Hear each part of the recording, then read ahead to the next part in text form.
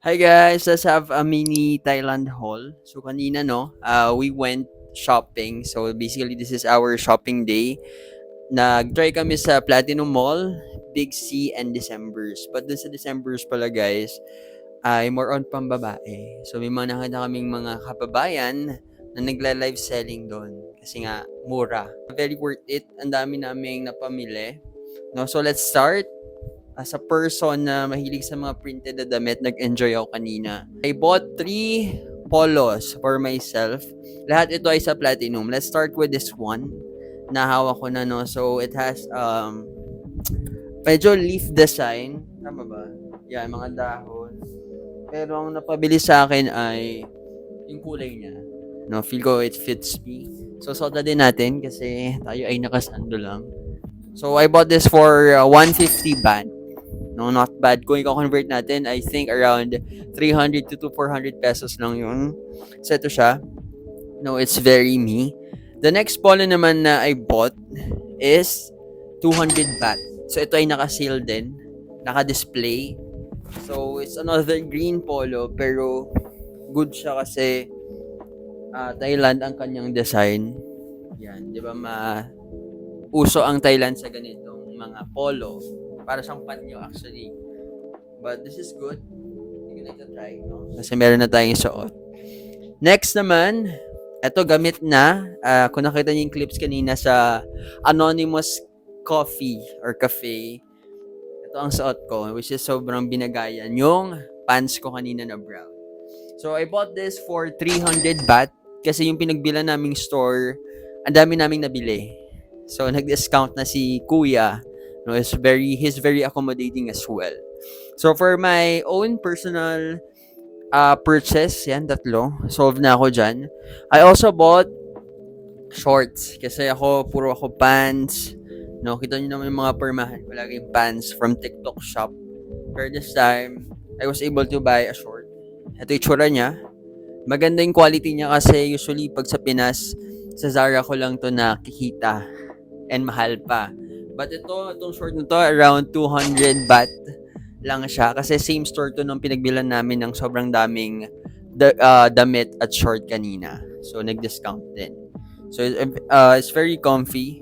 No, hinawakan ko pa ng tela. Sobrang solve na rin ako. And also, saan yung white? Also, I bought a bag. A gray bag, sling bag, ba tawag dito. So, this is just for 220 baht. Originally, 250 baht. Pero nabudol namin si ate instead. So, yan yung itsura niya. Lambot niya actually. And marami tayong pwedeng ilagay dito. Like your wallet, pabango, essentials. Ayan siya.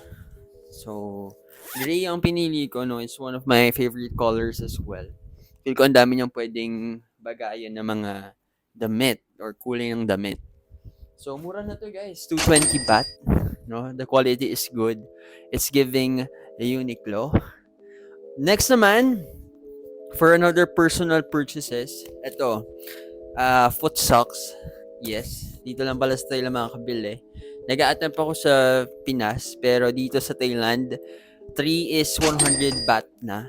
So, around 200 lang yun. No? So, foot socks kasi, nagsha-shorts na rin ako para hindi awkward pag long socks na abot sa knee.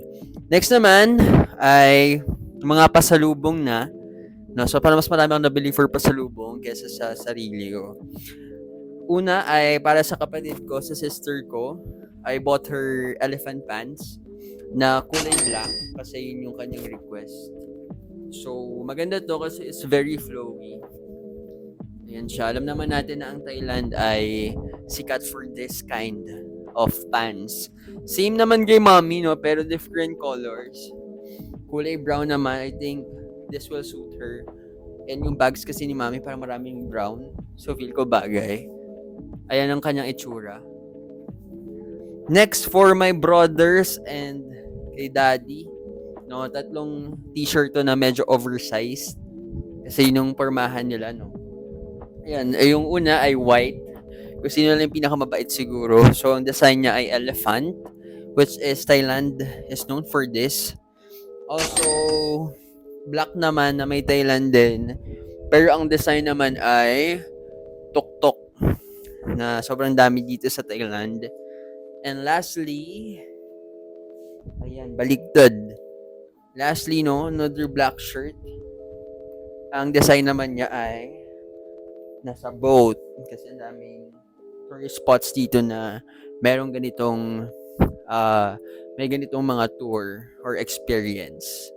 Okay? Additional, eto natutuwa ko dito. Ay sorry, yung price pala ng mga pasalubong ko, yung elephant pants ay 100 baht per item. And yung mga t-shirt naman ay 100 baht din.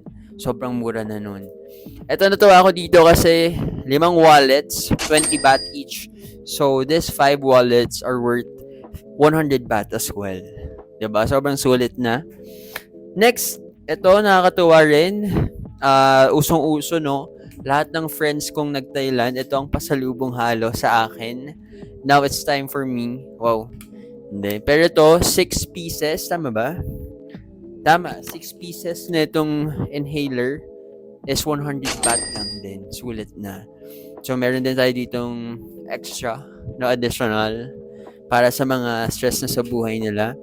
And lastly, yan, no, ang pinaka-unexpected na sobrang magugustuhan ko ay ang literal authentic Thai milk tea. So, meron silang powder. Ito. So, titimplahin na lang yan sa bahay para sa mga hindi pa naka-experience ng authentic Thai milk tea. Yan. So, this is from Chatramu. So, sila din ang brand for Pepakwa na sabi ko familiar yung logo. Sila pala talaga yun. So, ito ay worth 165 baht lang.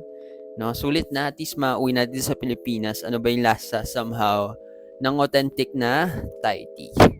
So, that's it for our haul, guys. Thank you so much. Yan, punta na kayo sa Thailand if kaya. Sobrang worth it, especially kung mahilig kayong mag-shopping. Hello guys! That's it for our Thailand series and Thailand haul. Sana ay napanood nyo yung 3 parts of our Thailand vlogs. So now gusto ko lang i-break down magkano ba yung total na nagastos nyo dyan sa pagpunta nyo sa Thailand. Gusto ko lang dito i-share kasi baka may plans kayo. Though alam naman natin na nag-earthquake lately, naging apektado ang Bangkok, but I think open naman, regular operations naman na sila ulit. Let's start with the airfare. So, ang aming airlines, papuntang Thailand and pauwi ng Manila is Cebu Pacific. Round trip tickets namin was 11,017 pesos. Okay, round trip na yun. So, parang around 5,500 one way. Pero umuwi ka ng Pilipinas. Huwag kang mag-TNT doon, ha. Next, on top of the airfare, of course, hotel. Ito yung mga nauna naming gastusan talaga. The airfare, hotel, accommodation. Sa hotel namin, in that 1 week stay or 7 days, palipat-lipat kami ng hotel. So, parang around 4 to 5 hotels yung na-check-in na namin. And it just cost us 8,900 pesos. Dun sa paiba-ibang hotel, ta 7 days na. After namin mag-book ng hotel, mostly sa Agoda or Booking.com, we purchased an insurance, travel insurance. So, this is from Etika. Mura lang siya. It's 500 pesos. Isa din to sa prepare namin nung nag-immigration. And print out din namin naman lahat ng mga tickets and insurance na kinuha namin. And lastly, the travel tax na 1,600. Napakamahal. Ang mahal ng buwis. Pero saan ba napupunta ang ating buwis? Buwis buhay. So, apparently, yun yung ating mga pre-travel na pinaggastusan. So now, during the shopping naman, itong pinakita ko sa inyo, overall expense or nagastos ko is 3,906 pesos. Lahat na sinasabi ko guys ay pesos na para hindi complicated. Pag pinapalit nyo naman yun into baht, same lang din. 3,906 pesos, pero kita nyo nakailang damit na ako doon. May shorts pa, may milk tea pa, may pampasalubong pa, may isang bag pa. So, sobrang sulit. Kasi kung 4,000 gagastos tayo dito sa Pilipinas, baka 2 damit lang yon or 4 na damit. Kahit mga local brands natin. Total, dyan, magkano lahat na nagastos mo? Napakagastos mo dyan. Ang total na nagastos namin overall in our Thailand experience, a 7 days trip, is 40,725. Alam ko malaking money si 40K, but binigay ko na to sa sarili ko. Binigay ko na lahat. Wow. Hindi, binigay ko na to sa sarili ko kasi feel ko I deserved it. I deserve to travel. And first time ko din to spend this with my friends. Alam mo yun, parang I wanted to just push it more. Ayoko sobrang tipirin yung sarili ko, yung experience.